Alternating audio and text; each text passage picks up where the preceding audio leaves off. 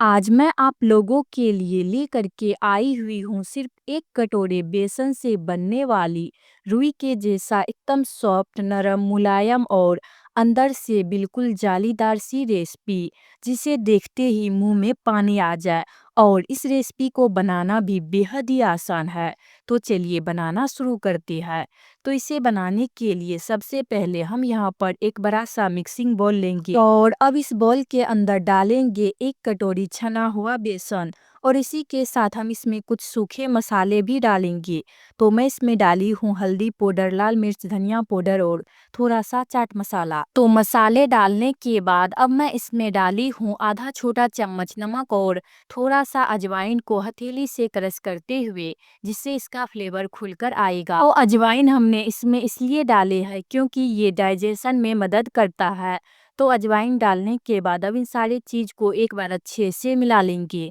इसके बाद अब बेसन में थोड़ा थोड़ा पानी डालते हुए बेसन का एक गाढ़ा सा पेस्ट बना करके तैयार करेंगे। दोस्तों, जितना अच्छे से आप बेसन को घोलिएगा पकोड़ा उतना ही टेस्टी बनकर तैयार होगा। तो बेसन को हम हाथ से इस तरह से घुमाते हुए अच्छे से फेंटेंगे, क्योंकि जितना अच्छे से इसमें हवा भरेगा पकोड़ा उतना ही सॉफ्ट और जालीदार बनकर तैयार होगा। तो अभी इसको साइड में रख देंगे फूलने के लिए। इसके बाद अब मैं यहाँ पर ले रही हूँ घर का जमाया हुआ एक कटोरा दही। तो दही मैं यहाँ पर कम खट्टी वाली ले रही हूँ। तो दही को मिक्सर जार में डालकर अच्छे से ग्राइंड कर लेंगे। अब हम यहाँ पर एक बड़ा सा पतीला लेंगे और इस पतीले में पिसे हुए दही को निकाल लेंगे। तो देखिए दही को पीसने के बाद ये दूध के जैसा लग रहा है। तो दही डालने के बाद अब मैं इसमें मिक्स की हूँ एक कटोरा भर करके पानी। आप जितना कढ़ी बनाना चाहते हैं उस हिसाब से पानी कम या ज़्यादा कर सकते हैं। और इसी के साथ हम इसमें कुछ सूखे टेस्टी मसाला डालेंगे। तो पहले मैं इसमें डाली हूँ एक चम्मच धनिया पाउडर, आधा चम्मच सारे साबुत मसाले का मिक्स पाउडर, आधा चम्मच हल्दी पाउडर और आधा चम्मच से थोड़ा ज़्यादा लाल मिर्च पाउडर और स्वाद अनुसार नमक। तो मसाले मैं इसमें सारे डाल दी हूँ। अगर आप अपनी पसंद का मसाला डालना चाहते हैं तो डाल सकते हैं। मसाले डालने के बाद इन सारे चीज़ को अच्छे से मिला लेंगे। तो अब यहाँ पर हमारा कढ़ी के लिए घोल बनकर तैयार है। अभी इस घोल को साइड में रख देंगे और चूल्हे पर एक कढ़ाई में डालेंगे तेल। तो तेल डालने के बाद अब तेल को गर्म होने के लिए छोड़ देंगे। तो चलिए अब मैं आप लोगों को बेटर भी दिखा दे रही हूँ। तो देखिए ये फूल कर आधा कटोरी हो गया है। तो मैं इसे पहले लगभग 10 मिनट तक फेंटी थी और इसे 10 मिनट के लिए रेस्ट पर छोड़ दी थी। तो बेटर को देखने से ही पता चल जाता है पकोड़ा जालीदार और मुलायम बनकर तैयार होगा या नहीं। तो यहाँ पर हमारा बेटर भी एकदम परफेक्ट बनकर तैयार हुआ है।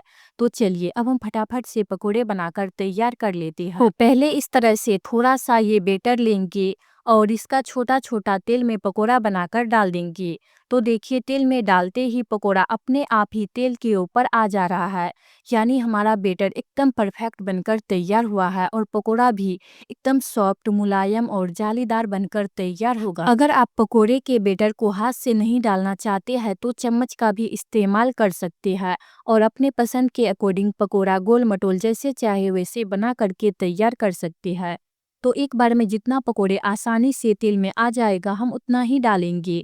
डालने के कुछ देर बाद इसको एक साइड से दूसरे साइड पलटा देंगे। तो इसी तरीके से पकोड़े को मीडियम फ्लेम पर एक साइड से दूसरे साइड पलटाते हुए दोनों साइड से अच्छे से फ्राई कर लेंगे। तो यहाँ पर देखिए हमारा पकोड़ा अच्छे से फ्राई हो गया है।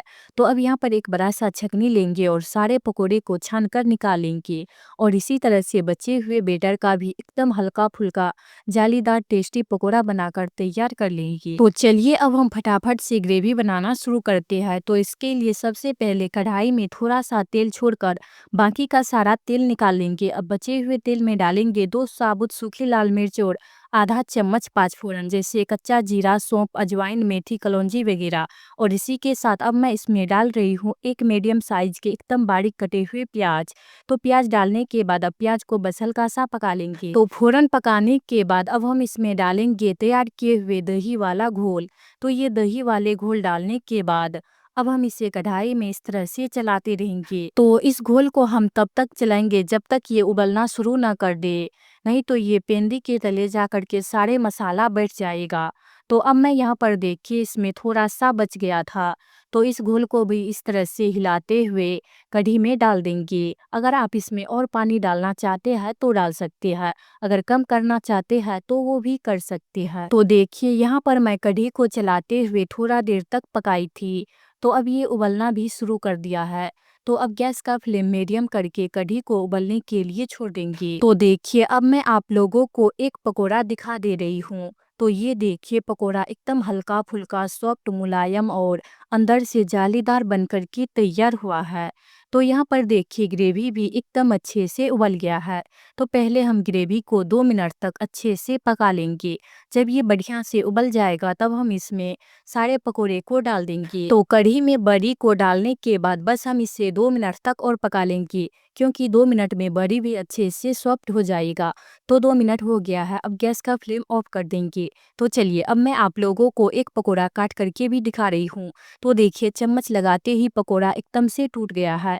ये अंदर से एकदम जालीदार और सॉफ्ट बन करके तैयार हुआ है।